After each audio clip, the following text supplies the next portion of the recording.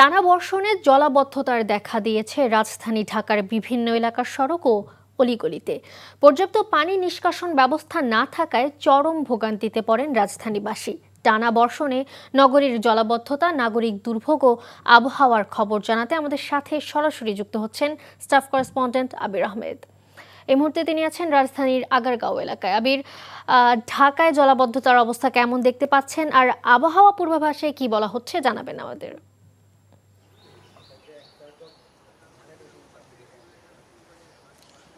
গতকাল থেকে যে অনবরত বৃষ্টি হয়েছে তার কারণে কিন্তু রাজধানীর বিভিন্ন জায়গায় জলাবদ্ধতা তৈরি হয়েছে। কিন্তু গতকাল রাতে রাজধানীর বেশিরভাগ এলাকায় কিন্তু জলাবদ্ধতা তৈরি হয়েছে।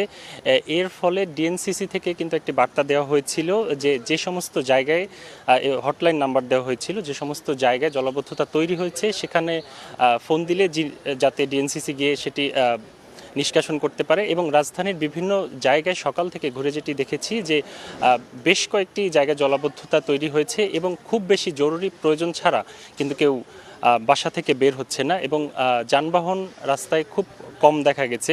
এবং আরেকটি বিষয় জানিয়ে রাখি যে আবহাওয়ার সবশেষ তথ্য মতে আজ সারাদিন বৃষ্টি থাকবে এবং আগামীকাল বৃষ্টি কিছুটা কমবে,